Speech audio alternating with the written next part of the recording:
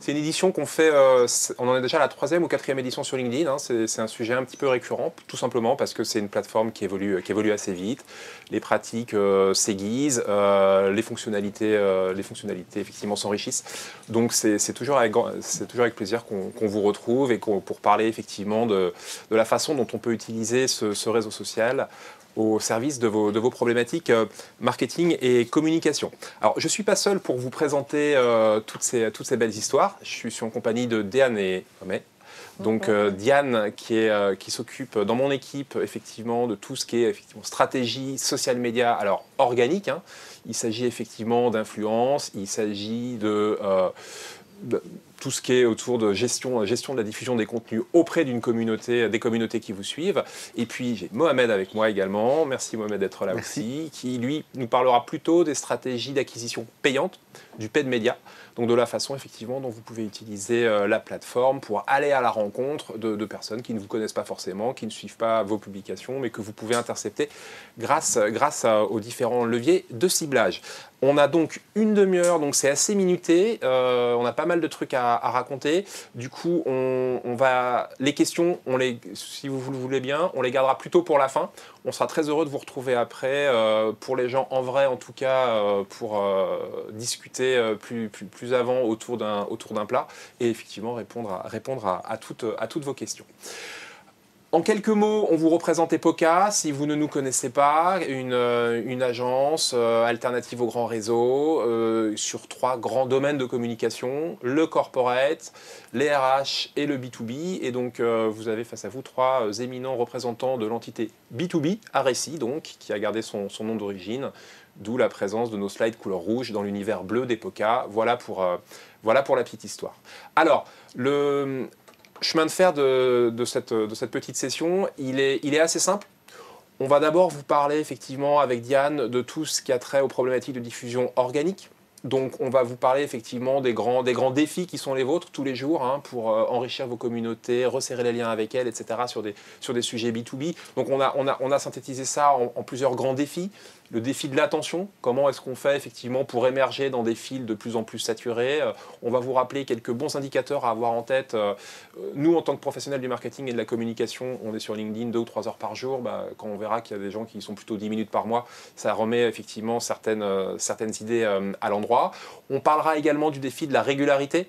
Comment est-ce qu'on arrive à publier ni trop ni trop peu, avec la bonne fréquence, avec la bonne variété. On parlera authenticité.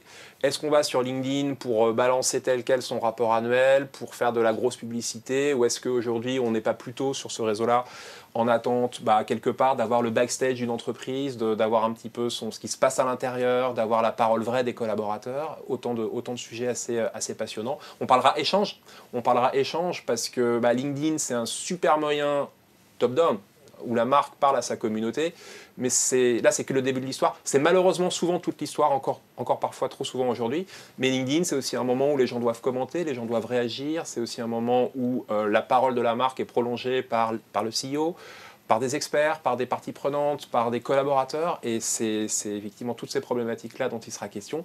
Et puis on parlera démultiplication, parce que toutes ces mêmes personnes, effectivement, peuvent elles aussi jouer un rôle sur leur compte perso et amplifier la parole de l'entreprise. Donc ça ce sera notre première partie, et on parlera de toutes les problématiques donc, de diffusion organique, et puis dans une deuxième partie avec Monsieur Mohamed, nous parlerons plutôt des problématiques de stratégie payante.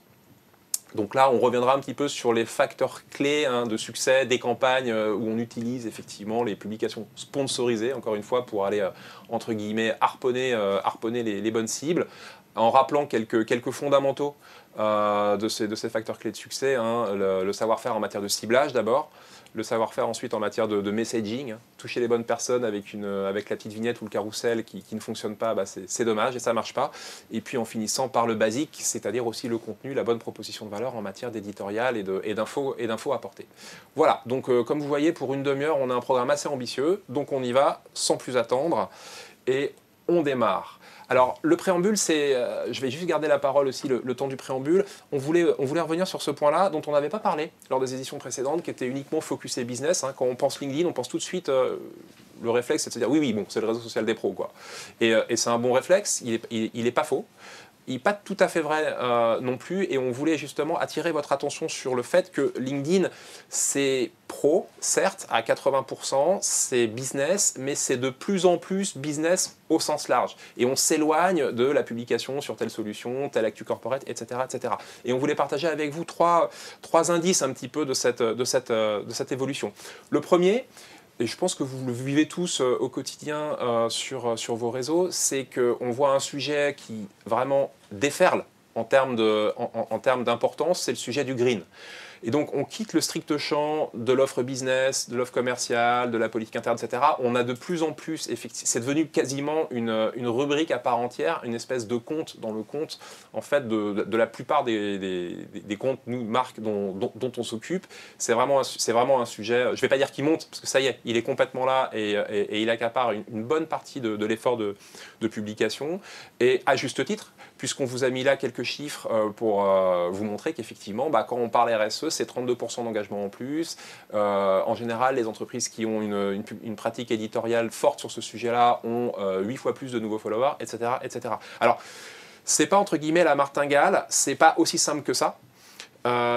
C'est biaisé, c'est-à-dire qu'une entreprise effectivement qui souvent est active en matière de RSE est une entreprise qui a souvent une culture de la communication plus aiguisée, c'est une entreprise qui par ailleurs publie mieux, publie plus souvent, etc. etc. Donc ce n'est pas uniquement parce qu'elle parle de RSE qu'elle a 8 fois plus de nouveaux followers, mais ça fait partie d'un tout, et cette prégnance en fait de ces sujets entre guillemets for good sur vos réseaux sociaux était un point à souligner. Le deuxième point qui est business au sens large et de plus en plus large, c'est la façon dont aujourd'hui, de plus en plus, ça part d'un compte marque, mais ça interagit avec des comptes perso. Et ça, on y reviendra dans la démultiplication, c'est très important. Je vous ai mis là à l'écran quelques exemples d'un CEO que j'aime bien, qui est assez en avance sur le sujet, eu égard à la taille de son entreprise, c'est le CEO de Volkswagen. Et donc Herbert Diess, c'est quelqu'un qui est très actif vraiment sur son compte LinkedIn, c'est quelqu'un qui le fait interagir vraiment avec le compte de la marque, évidemment, maison mère Volkswagen. Vous avez à gauche un exemple qui avait été assez frappant, c'était il y a 2 ans et demi maintenant, donc c'est pas tout jeune. Volkswagen avait réuni des journalistes pour justement évoquer les tournants stratégiques que prenait l'entreprise. On avait quand même un des premiers constructeurs mondiaux qui expliquait qu'il allait devoir se réinventer pour ne pas se faire tailler des croupières par Tesla. Donc c'était pas une petite info. Et Herbert Diess avait déjà choisi à l'époque le format article sur LinkedIn pour s'adresser à ses publics, plutôt que en complément, en prolongement entre guillemets que la traditionnelle conférence de presse. C'était déjà assez symptomatique. Et puis je vous ai mis un exemple un petit peu plus fun à droite. Vous voyez que Herbert Diess aujourd'hui, quand il se félicite d'un bon semestre auprès de ses collaborateurs, auprès de son écosystème, il se filme en train de faire du ski nautique. C'est peut-être un peu pollué, c'est dans la Roure, mais on a vraiment une pratique de l'advocacy du CEO qui se met en scène et qui vient prolonger l'éditorial de la marque. Et puis alors, on va faire, pour finir ce préambule, on va jouer l'exemple jusqu'au bout, et on va même quitter le champ du business. Et de plus en plus, on voit LinkedIn interférer avec le champ politique. 3 exemples là aussi assez intéressants. À gauche, pas facile à lire, c'est le poste de PricewaterhouseCoopers au déclenchement de la guerre en Ukraine qui se sert de LinkedIn pour annoncer que l'entité russe sort du réseau. Il casse évidemment les liens capitalistiques avec le cabinet à Moscou, pour les raisons qu'on imagine bien, mais on voit bien que LinkedIn, c'est vraiment l'endroit où immédiatement la marque réagit effectivement en lien avec l'actualité. On va faire l'exercice, on va le pousser encore un cran au-delà. Le poste que vous voyez au milieu, je pense que vous ne connaissez pas cette personne, il s'appelle Monsieur Alphonse Maïs. Et Alphonse Maïs, c'est pas du tout on n'est pas dans le business. Alphonse Maïs, c'est le chef de l'armée de terre allemande. C'est le chef de la Bundeswehr. Et pareil, ça c'est assez symptomatique de voir qu'il a choisi LinkedIn. Là, c'est le matin de l'invasion russe en Ukraine, on est toujours sur le thème ukrainien évidemment, il prend la parole sur LinkedIn, pas en presse, pour expliquer pour se plaindre du sous-investissement chronique qui a été fait par les politiques en Allemagne depuis des années et des années, et qui explique l'état de délabrement assez avancé de l'armée allemande, et derrière la faiblesse politique européenne, etc. etc. Donc c'est hyper intéressant de voir LinkedIn effectivement désormais être une sorte de tribune bien au-delà de la sphère business. Et puis un dernier exemple qui est plutôt le pendant un peu négatif, c'est une coupure de presse du Monde, ça date de février, je pense que vous l'avez peut-être vu passer. C'est LinkedIn qui se fait un petit peu entre guillemets épingler, au même titre que d'autres réseaux sociaux, mais ça c'est assez nouveau. Avant, c'était plutôt un Twitter, un Facebook qu'on épinglait pour de la désinformation, pour des phénomènes de haters, etc. etc. Et on voit que désormais, LinkedIn, entre guillemets, quelque part, se Facebookise et que les pratiques... Alors là, on est plutôt sur les pratiques de, entre guillemets, populisme, anti-vax, etc. C'est des sujets qui, de plus en plus, et de façon accélérée ces derniers mois, entre guillemets, ont fait irruption sur LinkedIn. Alors, ils y étaient déjà, mais c'est des sujets qui ont vraiment pris de l'ampleur, qui ont un petit peu profité d'une plateforme où il y a sans doute plus de bienveillance et de partage, qui a moins cette culture de la méfiance que peut avoir un Twitter ou un Facebook. Et c'était assez intéressant de le remarquer de prime abord. Donc évidemment, je ferme là cette parenthèse. Je vous rassure, on va beaucoup parler de tout ce qui est en lien avec le business, mais je voulais quand même un petit peu élargir le sujet et vous rappeler que LinkedIn, c'est un peu plus, et de plus en plus, un peu plus que cela. On va donc commencer avec nos défis sur effectivement l'organique. Et donc Diane, tu avais quelques chiffres clés à nous rappeler pour nous remettre un petit peu les idées en place en matière de consommation de LinkedIn. Je pense que c'était important de mettre ces chiffres au tableau pour commencer avec le défi qui est un peu le premier auquel on s'attelle en matière de communication organique sur LinkedIn, qui est le temps de l'attention. Aujourd'hui, tout le monde sait que malheureusement, les posts qu'on prend du temps à faire ne sont pas forcément visibles par tous.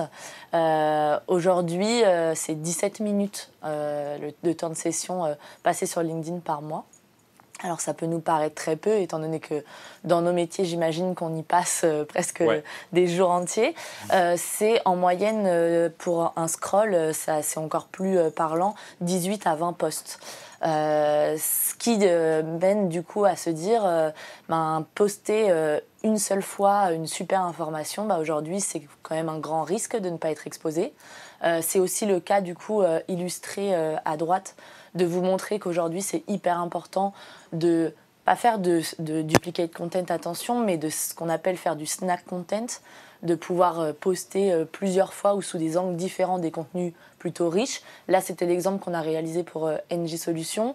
Ils souhaitaient, à l'occasion de la Journée mondiale du recyclage, se positionner sur un gros contenu web qu'ils avaient publié qui s'appelle le dossier économie circulaire. C'est l'occasion pour eux de faire une dizaine de posts finalement, pour être sûr en tout cas de générer du trafic et assez suffisant sur leur site, pour déjà faire de la pédagogie sur l'économie circulaire, mais aussi mettre en avant leurs actions internes ou leurs actions des clients. Et ça, c'est une bonne pratique aujourd'hui qui rentre petit à petit, mais on voit encore trop souvent le fameux, en effet, dossier de presse, comme tu le disais au début, publié une fois et qui part aux oubliettes. Mono publié. Voilà. Alors qu'en fait, les gens ne voient votre fil finalement que petit bout par petit bout. C'est d'infimes portions, quelque part, de vos publications qui rencontrent vos publics. Alors, le corollaire de ça, c'est effectivement qu'il va falloir émerger. Et donc, émerger, on vous montre là un exemple qu'on aime beaucoup. On le trouve, alors, c'est pas du tout nous qui l'avons fait, mais on trouve que c'est du super travail. C'est Maersk. Vous voyez un post d'une entreprise, un des leaders mondiaux de la logistique, sur une offre, peu importe, une offre de shipping. Ça n'a aucune importance ici. Mais ce qui est assez intéressant, c'est le petit travail qui a été fait. Ils ont fait une mise en abîme, ils ont fait un faux post de façon à pouvoir faire que leur personnage déborde du poste. Voilà, donc c'est un petit exemple, ça a l'air de rien, mais il y a quand même beaucoup de créativité, je trouve, pour amener un format, amener une petite histoire, faire qu'il se passe quelque chose à l'écran pour que justement, dans cette guerre de l'attention et au milieu de tout ce scroll où on fait la bagarre avec le post du dessous et le post du dessus, pour justement être cliqué, être commenté et enfin arriver à émerger. Donc la créativité, effectivement, par le format. Elle peut prendre aussi, en effet, et ça se remarque beaucoup. Pareil, vous avez dû sûrement voir un peu cette trend. On parle de tendance aussi, que ce soit format ou dans les sujets. Le traité illustratif qui revient beaucoup. Typiquement, là, on a trouvé aussi un exemple qui saute à ses yeux dans un fil LinkedIn du groupe Bouygues pour mettre en avant les collaborateurs. Ça recroise plein de sujets parce qu'en effet, de un, ça se voit vachement dans le feed, c'est plutôt joli, mais aussi ça pousse le partage des collaborateurs. On imagine bien sûr que ces dessins ils vont être partagés ensuite à la personne qui a été mise en avant. Et donc ça crée de l'émulation, que ce soit dans le post ou même dans le partage de celui-ci dans d'autres feeds. Donc on a trouvé ça aussi assez intéressant. Voilà, donc retour à des pratiques de type illustration. Je pense aussi aux petits cartoonistes, aux petits sketchs qu'on voit effectivement de plus en plus. Alors autre chose, là cette fois-ci c'est plutôt sur du contenu vidéo. Alors on a tous été depuis le confinement oblige, gavés, abreuvés abreuvé de webinars. Donc effectivement, les bonnes pratiques de base, le replay, le trailer du webinar, etc., etc. On voulait vous montrer l'exemple d'une startup Lusha, une belle startup qui effectivement le traite plutôt bien. Ils ont fait le petit trailer qui va bien pour annoncer une diffusion effectivement d'un webinar. Donc ce que vous avez à l'écran, c'est le petit extrait d'une minute, 1 minute 30. Mais ce qui est assez intéressant, c'est l'effort de mise en scène qu'ils ont fait. On est sur un bon vieux Zoom ou Teams, peu importe la plateforme, mais ils l'ont mis dans un espèce de petit décor de façon à, pareil, à gagner un peu la garde de l'attention et à se détacher dans le fil. On a aussi le ton, on parlait de Facebookisation, mais ça c'était avant quelque chose qu'on ne retrouvait pas sur LinkedIn. Le principe des mèmes qui se retrouve beaucoup, cet effet nostalgique aussi un peu, d'utiliser typiquement des images qui ont beaucoup tourné sur le web pour utiliser, finalement c'est un effort de création qui est moindre que justement faire le PDF slider ou la vignette qui peut prendre du temps en termes de graphisme. Là finalement c'est quelque chose à dispo qu'on peut utiliser, typiquement Pandadoc qui le fait très bien, qui fait un peu ce qu'on appelle Motivation Monday ou le vendredi faire une publication un peu plus light. Et donc ça permet d'alimenter, on va dire, son calendrier édito à moindre coût en tout cas de gestion. Et ce qui est intéressant, c'est qu'on voit même des grosses entreprises du CAC, Orange, Total même à une certaine époque. Donc c'est entre guillemets un espace aussi où le ton peut parfois alors on ne tombe pas dans la gauloiserie, mais où le ton peut se relâcher. C'est un espace d'expression assez particulier LinkedIn, et il ne faut pas avoir peur un petit peu de desserrer le carcan, évidemment en respectant les basiques de son tone of voice, mais ça en fait partie. Un dernier exemple qu'on voulait vous montrer, c'était aussi concernant les contenus riches, les contenus audio, je pense au podcast, ça aussi c'est un petit peu le contenu qui s'est beaucoup développé dernièrement. Alors, combien de fois on voit des marques pousser leur podcast de façon finalement assez masquée, assez maladroite sur LinkedIn. Alors, c'est juste un tip, c'est très très basique, mais c'est bien fait côté McKinsey. Vous voyez qu'ils poussent un contenu podcast, et ben vous avez cette petite onde sonore en animé, un petit gif, c'est rien du tout, mais qui au moins signale à l'œil, vient dire coucou. Ici derrière, il y a un vrai contenu riche, il y a du contenu audio. Et vous seriez surpris du nombre de marques qui malheureusement passent à côté un peu de ces b.a.-ba qui permettent vraiment de valoriser tout l'effort qu'on a mis justement à proposer un contenu à valeur ajoutée et qui a été sans doute un peu plus long à produire. Et je crois qu'on termine avec un super exemple de Dassault et on va aussi en reparler dans ce Lunch and Talk sur la contribution de la communauté à partager. Et finalement, comme tu le disais au début, le post n'est que le début de l'histoire. Là, c'est l'exemple de Dassault Systèmes qui publie uniquement un petit gif, comme vous voyez, qui tourne avec le fait d'interpeller le call to action. Dites-nous en 30 secondes le moment le plus drôle dans votre design ou votre simulation graphique avec notre logiciel. On voit à droite le nombre, et encore forcément on s'est arrêté, mais le nombre de commentaires que ça a généré.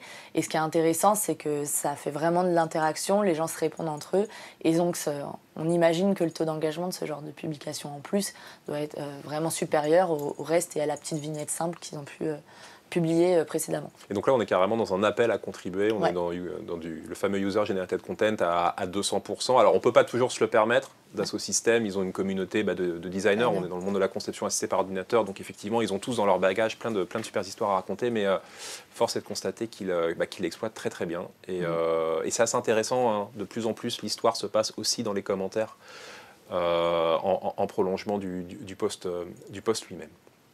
Second défi, c'est celui de la régularité. Et donc la régularité, c'est publier avec la bonne fréquence. Oui, et on voulait en premier lieu vous parler de la newsletter. C'est le dernier format arrivé en mars 2022. Pour les pages entreprises, c'était un format qu'on connaissait pour les comptes perso. Maintenant, on a la possibilité de créer vraiment cet effet de série et de rendez-vous, que ce soit de manière hebdo, mensuelle, bimensuelle. Il y a plusieurs fréquences en fonction du contenu et de la thématique qu'on va vouloir aborder sur cette newsletter. Forcément, c'est un format aussi qui est pour le moment vachement plébiscité par l'algorithme LinkedIn, dont on ne parle plus, qui le met beaucoup en avant.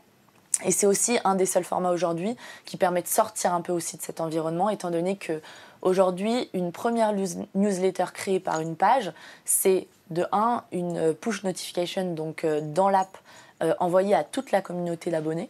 Donc ça permet quand même de capter l'intérêt assez, d'un coup en une seule news.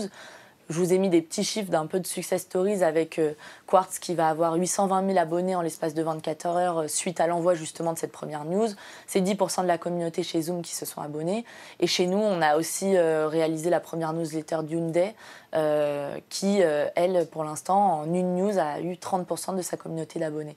Donc des beaux chiffres et des beaux résultats. Et puis sur différents types de news, que ce soit les inspirations locales qui montrent plutôt le côté maillage territorial d'une entreprise ou plutôt des fonctionnalités assez basiques quand on parle de Zoom et de leur plateforme.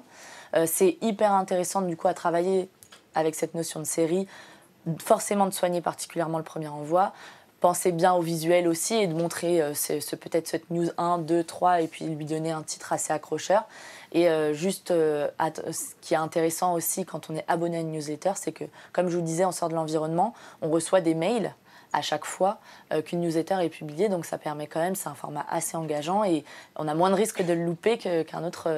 Et effectivement, je reçois un email, je suis Hyundai bien sûr, et je reçois un email à chaque fois qu'il y a une news qui sort et ça doit en partie expliquer les bons chiffres. Exactement. C'est clair. Alors, plus modestement, ça c'était un petit peu la nouveauté pépite au service de cette fréquence, la newsletter. De façon plus régulière en fait, ça c'est un petit peu nous ce qu'on constate aussi, c'est la façon aujourd'hui ce pourquoi tout simplement les marques viennent nous voir et le mode d'intervention qu'on a pour elles, c'est de plus en plus en fait, on est moins dans entre guillemets le community management un petit peu au day to day. Souvent de plus en plus quand même vous avez des équipes, vous avez un staff, vous avez peut-être même un alternant mais qui fait bien le travail et qui gère l'essentiel, qui est d'alimenter le compte LinkedIn avec la bonne photo de l'interne, etc., etc. Il n'y a pas besoin d'être un super expert pour faire ça. En revanche, ce qui est de plus en plus, on est plutôt en intervention, entre guillemets, en surcouche, c'est-à-dire qu'on vient amener une certaine forme de séquence de régularité thématique dans un fil. Un fil LinkedIn, un des défis auxquels vous devez faire face, c'est un peu le syndrome de l'émiettement et du confetti. C'est-à-dire que une news chasse l'autre, une news corp, un recrutement, une levée de fonds. Enfin, on est dans un renouvellement tout azimut, entre guillemets, des infos de l'entreprise. Et puis alors encore plus maintenant, comme on voit qu'on va parler green, qu'on va parler politique, etc., etc. Et la difficulté, c'est d'en faire un canal où on va venir suffisamment répéter et ancrer nos messages clés. Et donc on voulait vous montrer cet exemple parce que ça c'est assez intéressant. Je pense que c'est sans doute la bonne façon, je l'espère, de traiter sa stratégie de publication sur LinkedIn. C'est se dire que là vous voyez on est Mappa Pro. Donc Mappa Pro c'est des gants de protection dans les industries. On les connaît parce que nous on fait la vaisselle en B2C, mais en B2B c'est des équipements de protection individuelle, des gants pour le monde de la chimie, de l'industrie, etc. Et Mappa Pro donc tout le temps il y a une petite info sur il se passe un truc chez un distributeur, ils ouvrent un site, ils ont des embauchés, ils ont des recrues, ils ont des portraits collaborateurs, etc. Ça, c'est un petit peu le flow. Et puis, ce qu'on vient faire là-dessus, c'est poser, entre guillemets, des sujets un peu plus prégnants, un peu plus sur le temps long, un peu plus fil rouge. Et donc là, Mappa Pro, il nous avait demandé un petit peu de travailler sur ce fameux sujet RSE, dont on vous a un petit peu rebattu les oreilles tout à l'heure. Et il ne savait pas trop comment en parler. Et on s'est dit que LinkedIn était un endroit, effectivement, très indiqué pour en parler, mais à condition, entre guillemets, de savoir construire un peu la séquence éditoriale. Et donc, ce qu'on a fait pour Mappa Pro, c'est qu'on a pas mal travaillé avec eux, on a un petit peu rassemblé tout ce qu'on pouvait raconter. On s'est rendu compte qu'il y avait énormément de choses à raconter, que de temps en temps, on allait parler enjeu environnemental, de temps en temps, on allait parler protection de l'utilisateur, de temps en temps, on allait parler engagement auprès des collaborateurs, de l'interne, etc. Et on a commencé, entre guillemets, à architecturer tout ça, à se dire que quand on parlait environnement, ça allait être vert, quand on parlait collaborateur, ça allait être jaune, quand on parlait bleu, pardon, et inversement jaune quand on allait parler protection du user. Et on a ainsi construit des séries thématiques en se disant que sur un même engagement, il y a 12 engagements, 12 grands engagements, et ça vient, entre guillemets, baliser toute notre publication éditoriale dans l'année, avec à chaque fois, sur un engagement donné, une logique qui est la même. On va prendre la parole et s'engager sur un sujet, se donner une ambition. Ensuite, on va parler effectivement résultats. Ensuite, on parlera what's next, l'étape d'après. Parfois, quand il y a un événement dans le calendrier, un marronnier ou une journée mondiale de l'industrie, du développement durable ou que sais-je encore, on se connecte effectivement à ce calendrier avec les bons hashtags, etc., etc. Donc ça, c'est important et c'est un petit peu, nous, ce qu'on recommande effectivement dans la stratégie éditoriale, c'est d'arriver un peu à construire par-dessus un peu le quotidien et tous ces petits confités d'infos, d'avoir ces espèces de séries thématiques. Troisième défi, L'authenticité. L'authenticité. Oui, en commençant avec aussi une petite news et quelque chose qui s'était un peu perdu de vue sur le fil LinkedIn, qui est le format galerie. Format galerie ou album ou oui, galerie de photos. C'était un format un peu has-been qui ne fonctionnait pas même en termes de résultats depuis un certain moment, un des premiers arrivés sur LinkedIn. Et pareil, encore une fois, magie, l'algorithme LinkedIn en ce moment l'aime beaucoup. Et ça nous permet donc de rejouer avec un nouveau format. Ça se traduit de différentes manières. Par exemple, à gauche, vraiment le côté galerie, comme on se le dit, sur un Facebook assez brut, avec des photos très terrain, et puis pas forcément de recherche graphique derrière cela. Donc vraiment mais les ça, photos ça, c'est important pour des marques qui sont toujours en galère. Enfin, je ne sais pas ce qu'il en est pour vous, mais avec l'iconographie, qui sont toujours en manque de visuels, ou des visuels pas beaux, ou un peu volés via un smartphone sur le terrain. Exactement. On n'a pas tous un photographe sous la main. Et finalement, en ce moment, ça fonctionne très bien et ça montre justement l'authenticité de la marque qui le publie. Mais on peut aussi y penser autrement et le jouer sous format un peu composition à la Instagram parce que c'est un format qui a ses propres règles et avec lequel on peut jouer. Et là, on vous a mis des exemples à l'écran à droite avec pour NJ et d'un autre côté pour Mappa où on joue justement avec le grand bandeau pour annoncer l'idée du post. Mais ensuite, on peut développer un peu plus le message, typiquement pour la Journée mondiale de l'énergie chez NJ, où on va utiliser justement les 3 petites vignettes pour s'adresser à leurs 3 cibles, collectivité, tertiaire et puis industrie. On va pouvoir développer le message et à noter qu'on peut aussi intégrer des petits gifs, donc d'avoir cette notion d'animation qui est toujours intéressante dans notre défi de l'attention où ça clignote un peu plus pour apparaître dans le film, donc ça c'est intéressant. Donc là, une vraie logique de composition finalement, là où avant on était plus dans la juxtaposition pure et dure des photos terrain. Exactement. Et cette authenticité, on la voit aussi sur les comptes People, avec ces formats très homemade aujourd'hui. On a Christelle Heidemann qui, quand elle part de chez Orange et arrive chez Schneider, va publier simplement, j'imagine, avec son téléphone, la photo de ses effets personnels qu'elle rend, et puis arriver sur le site, la petite vidéo pour présenter ses collaborateurs. Donc c'est assez intéressant de voir que sur les thématiques RH, on est aussi plus finalement sur du trait corp et l'annonce de job comme on s'imagine et comme était utilisé LinkedIn. Et puis ça se transparaît aussi sur, comme tu le disais, les sujets métiers, avec enfin des visites très terrain qu'on va mettre en scène sans retouche et vraiment la photo, je vous emmène voir les machines, je suis avec mon téléphone et je les partage aussi sur un LinkedIn, ça fonctionne. C'est aussi le grand défi de l'échange. Absolument. Échangeons. Échangeons. Dans un premier temps, pareil, le défi de l'échange avec un nouveau format, les lives. Les lives, que ce soit les événements programmés, les lives en direct ou les formats audio. LinkedIn a fait beaucoup de modifications ces derniers mois aussi sur ce format. Il se cherche encore sur le meilleur moyen de les mettre en avant sur la plateforme. À noter pas mal de changements sur les événements qui, d'une part, ne possèdent plus cette fameuse page événement qu'on venait alimenter pour créer de l'émulation avant un événement, qui pouvait aussi être privé. Aujourd'hui, tous les événements sont publics, donc c'est toujours à avoir en tête parce que ce soit avant ou même pendant l'événement, tout le monde peut se connecter à son événement. Donc même la concurrence, et ça se voit beaucoup. On voit aussi tous les participants d'un événement, donc ça permet aussi de faire du networking par ce biais. Et enfin, le format Clubhouse qui, lui, a disparu, mais LinkedIn prend un peu le relais avec ces fameuses rooms audio, pour l'instant portées uniquement par des comptes personnels et non pas par des comptes marques, mais on imagine petit à petit aussi ça se développer. Donc pour faire un format peut-être plus court, pour interagir avec des invités, etc. Donc on peut imaginer encore plein de formats. Voilà, plein de choses qui mènent aussi à créer encore plus, on le parlait des commentaires, à créer de l'échange là-dedans.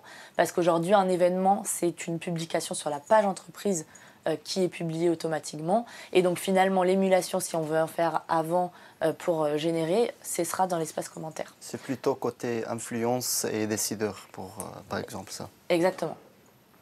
Côté, du coup, échange des commentaires, Attention, je voulais juste montrer des exemples sur le fait que, attention, aujourd'hui l'algorithme change. On parle de commentaires plus bravo Mathieu, bravo Mohamed.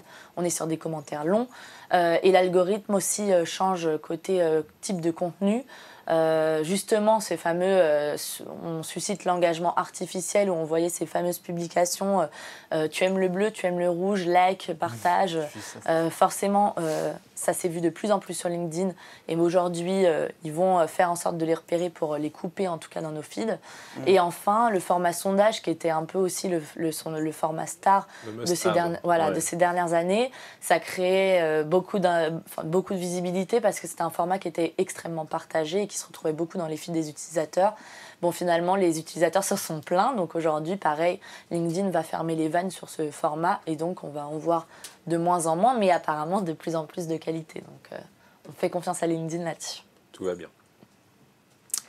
Parlons des multiplications maintenant. Des multiplications, surtout par l'interne.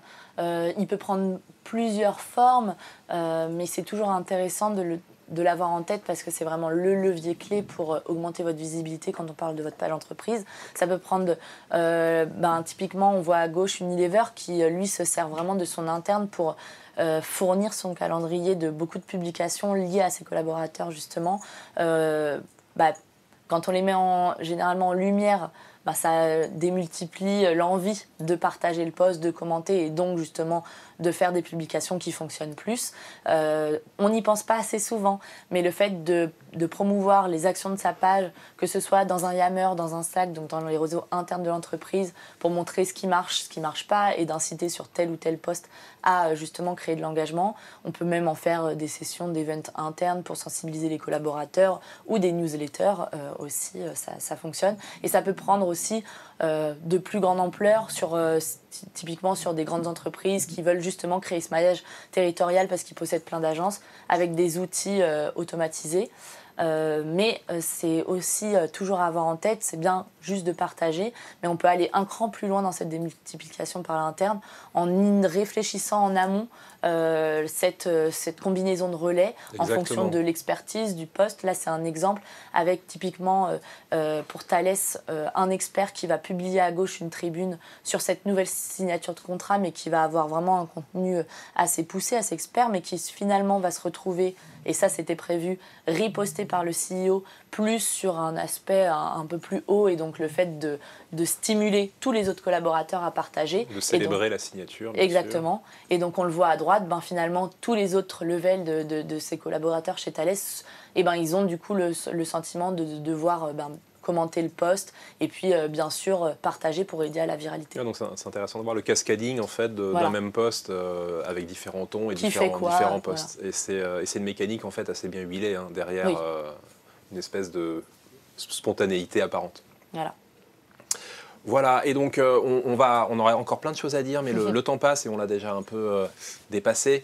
Mais j'avais promis à Mohamed qu'il aurait plus de 5 minutes, donc il en aura 6. Juste pour finir sur ce volet organique, on a vu qu'on fait face à pas mal de défis. Il y en a un dont on n'a pas parlé, mais on va finir là-dessus. Pareil, pour garder un petit peu les idées bien en place, c'est pas parce que quelqu'un suit votre compte qu'il voit vos posts.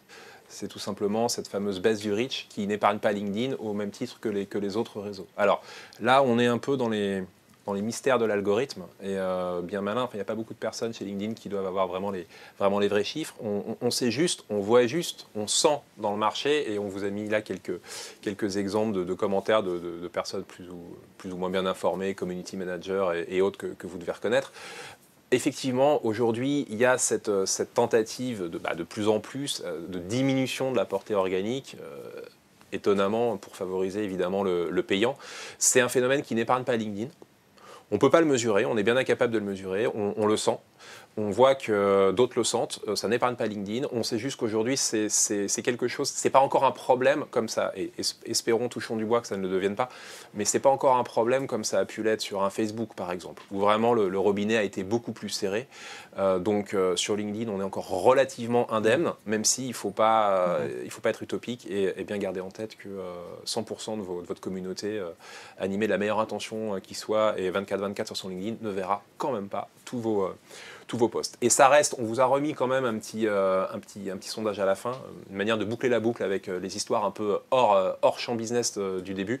Ça reste néanmoins effectivement le réseau professionnel B2B plébiscité. Vous voyez que par rapport à un Facebook ou à un Twitter, il garde quand même une marge confortable. On voit aussi, on peut prendre les choses à l'envers et voir que Facebook et Twitter sont quand même pas très loin derrière. Et c'est vrai que nous, dans nos dispositifs un peu complexes, en général, on hybride et on vient panacher nos dispositifs avec différentes plateformes. Mais bon, on s'arrête là, parce que l'organique, ça va bien comme ça. Et on va passer un petit peu au paid media avec Mohamed. La côté paid, oui. Merci pour ce contenu intéressant. C'est toujours lié avec ma partie parce qu'il faut travailler avec le contenu, les formats, les textes, les messages, aussi dans la partie paid. Mais ici, c'est plus délicat parce que la côté paid, c'est pas trop intéressant ou attrayante pour les utilisateurs parce que c'est toujours il y a un côté paid. Donc c'est pour cela il faut avoir des messages plus rapides, plus directs dans le Oui. paid que l'organique. C'est intrusif par nature. Exactement. Donc on commence par les best practices, le bon format pour atteindre vos objectifs. Après notre expérience chez MediaDesk, on a remarqué qu'il y a des formats spécifique pour tel objectif, oui. Comme la vignette pour les leads. C'est plus direct, plus simple. Donc, c'est plus facile à générer des leads qu'avec des vidéos, des carousels. Avec la vidéo, c'est plutôt pour introduire une marque, un produit, un service. Et pour la côté notoriété de la campagne. Donc, c'est au début. Oui. Et pour aussi créer du retargeting. Et finalement, le carrousel pour des visites web, des e-commerce, pour des produits spécifiques parfois. Et pour créer du retargeting vers site web, je vais parler de retargeting dans les slides suivantes. Mais il y a d'autres formats, mais en même temps, ce sont les formats principaux avec lesquels on A/B teste. Donc effectivement, il y a des formats privilégiés en fonction de son objectif dans le funnel, awareness, considération, conversion. Exactement. Et donc, tu nous as préparé quelques petits ordres de grandeur, là aussi, pour qu'on ait quelques chiffres en tête. Oui, malheureusement, pour les gens qui n'aiment pas les chiffres, il faut toujours garder en tête qu'il y a des benchmarks, il y a des moyens de marché qu'il faut toujours regarder pour savoir si la campagne marche bien ou non. Donc, il y a plusieurs KPI ou Key Performance Indicators, comme l'impression, le prix d'impression par 1000. Il faut toujours être au-dessous. Les clics, il faut toujours être au-dessous de 6 € par clic. L'engagement, c'est l'inverse. Il faut être au-dessus de 0,3 pour savoir que mon contenu marche bien, c'est engageant. Mieux que la moyenne, en tout cas. Exactement. Et le coût par lead qui est le plus important dans le monde B2B sur LinkedIn parce que pour les clients B2B, ils veulent chercher des données, des informations personnelles de leurs clients, de leurs prospects. Il faut toujours garder en tête de ne pas dépenser beaucoup par lead. Et finalement, le taux de vue pour les campagnes vidéo, il faut garder en tête que 20% de taux de vue, il faut être au-dessus. Et c'est comme ça on mesure. Mais parfois, ça dépend à l'objectif principal. Qu'on décide que le KPI lead, c'est plus important que l'engagement, les clics, c'est plus important. Tout à fait. C'est comme les formats, les KPI ne sont pas exactement les mêmes en fonction de ces objectifs. Exactement. Okay.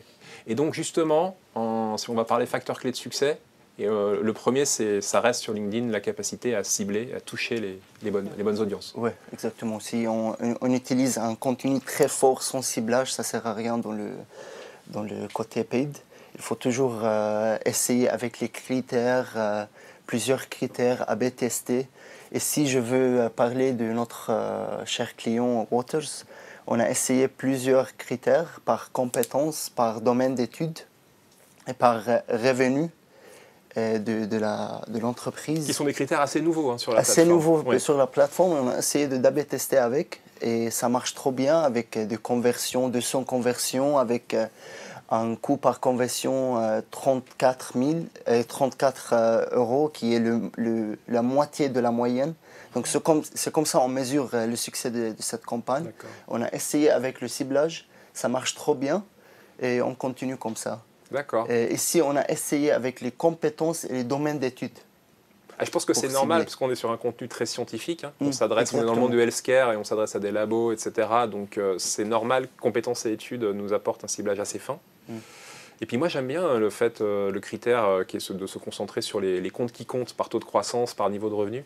Ça permet aussi dans vos stratégies de se concentrer sur des entreprises qui vont bien et donc qui ont plus d'argent tout simplement à dépenser chez vous. Par exemple, si vous voulez cibler quelqu'un qui est prêt d'investir, ici on peut utiliser le taux de croissance par exemple. C'est un très bon critère et donc qui est arrivé assez récemment finalement sur la plateforme. Exactement. Et autre que ça, on reste toujours dans le ciblage. My lovely retargeting strategy. Pour améliorer les performances, il faut recibler les gens. Par exemple, on commence par une campagne de noto, de vidéos, et on recible les gens par recible les gens qui ont vu, par exemple, 50% de vidéos qui prouvent qu'ils sont un peu intéressés à notre contenu. Comme ça, on peut faire des leads. Ça c'est intéressant parce que dans les stratégies de paid media sur LinkedIn, de plus en plus, on voit des campagnes en fait à plusieurs étages, assez combinées. C'est-à-dire qu'on a une entrée entre guillemets en matière très noto qui nous permet d'identifier une audience qui réagit, qui a vu, qui a réagi, qui a commenté. Et c'est sur cette audience-là qu'on va concentrer ses efforts de conversion derrière. Et comme les efforts de conversion coûtent cher, on a vu qu'un clic, ça coûte quand même 6 euros. Oui, c'est mieux que le clic provienne de quelqu'un qui vous connaît déjà, qui s'intéresse à vos sujets, plutôt qu'auprès du premier venu, qui derrière ne convertira pas. Oui. Donc ça, je trouve que c'est vraiment la leçon à tirer de cet exemple Protis, qui est un bel exemple. Et ce qu'il faut savoir, c'est que avant ce ciblage-là, la campagne, justement, c'était compliqué. C'était compliqué. Et c'est vraiment ce levier-là qui a permis de débloquer Par exemple, ici, on a utilisé un contenu pendant un an. On n'avait pas un contenu. Et donc, le CTR a baissé, le nombre de leads a baissé. Donc, on a utilisé une nouvelle stratégie de retargeting qui est engagement par engagement, donc sur le single image only. Oui. Donc, tous les gens qui ont cliqué, reposté, commenté sur cette single image, on peut le retargeter pour avoir des leads, par exemple. On a eu 111 leads pendant 4 mois. Et quand on a utilisé cette stratégie, pendant avril et mi-mai, on a eu 70 leads. Donc une accélération. Une accélération très bon. Des performances. Grâce à cette stratégie. Donc merci LinkedIn pour introduire ça. Donc ça aussi c'est assez nouveau, ce retargeting concentré sur effectivement des communautés qui réagissent. Et c'est good to know. Oui, il y a aussi d'autres stratégies de retargeting comme les visiteurs de sites web, les gens qui ont téléchargé un formulaire. Mais on n'a malheureusement pas le temps de tout dire ce matin. Oui, exactement, je sais. Et donc, deuxième facteur clé de succès, le message. Et donc là, c'est assez intéressant. C'est des campagnes un peu, entre guillemets, ou presque toutes choses égales par ailleurs, d'un même annonceur avec des résultats finalement assez différents. Tout simplement selon qu'on mette un fond blanc, qu'on mette un fond rouge, ou qu'on change l'accroche, etc. etc. Ou essayer d'ajouter des emojis, élargir le texte, être direct. Essayer d'utiliser un CTA, Call to Action direct. Ajouter un élément humain. Oui, une A/B photo. tester toujours. Tout à fait. Et vous avez déjà parlé de créativité de contenu, des messages. Il faut être rapide, direct et attrayant. Et ne pas avoir peur vraiment d'essayer, de tester exactement, avant d'engager, on va dire, la grosse partie de son budget pour se concentrer sur les formats Parce qui que oui, performent. on dépense d'argent ici. Il faut Tout à être fait. rapide. Voilà. Et alors, on va finir par le classique. Encore faut-il avoir un contenu quand même intéressant à proposer, trouver le bon angle. Parce que même si on a une super vignette, super bien ciblée, si on propose un truc inintéressant, ça ne va pas marcher. Oui, il faut ajouter de valeur pour l'audience. Et si avec Verspiren, on n'a pas beaucoup travaillé sur le message ou le ciblage, c'était vraiment simple. Job seniority, job function et taille d'entreprise, c'était simple. On est sur des classiques, mais on raconte un truc qui intéresse notre cible. Grâce au contenu qui est le livre blanc, le contrôle URSAF, qui est un sujet moins traité par leurs concurrents, Ça marchait trop bien. On a eu 65 leads pendant un mois avec un coût de lead. Je parle toujours des chiffres, oui, mais c'est des important pour mesurer. Pour un coût de lead qui est moitié de la moyenne du marché. Ouais. Donc grâce au contenu cette fois, on a réussi. Donc une belle histoire pour ce courtier en assurance, Verspiren. Exact. Donc la petite conclusion, hein, contenu, message et ciblage. Exactly. Content is king, toujours le contenu, ajouter de valeur, e-book, infographie, parce qu'on travaille avec les décideurs dans les secteurs B2B, ils n'ont pas beaucoup de temps, donc il faut ajouter toujours de valeur. Le message, essayer AB tester avec le texte, visuel, call to action, il faut être simple, clair. On n'a pas... il faut attirer l'attention pendant 3 secondes. Donc, clair, ajouter des bénéfices, être créatif. Et finalement, avec le ciblage, plus il est défini, plus il est efficace. Et ben voilà, vous Merci savez beaucoup. tout pour réussir vos campagnes PED. Merci pour votre attention. On a un petit peu dépassé le timing.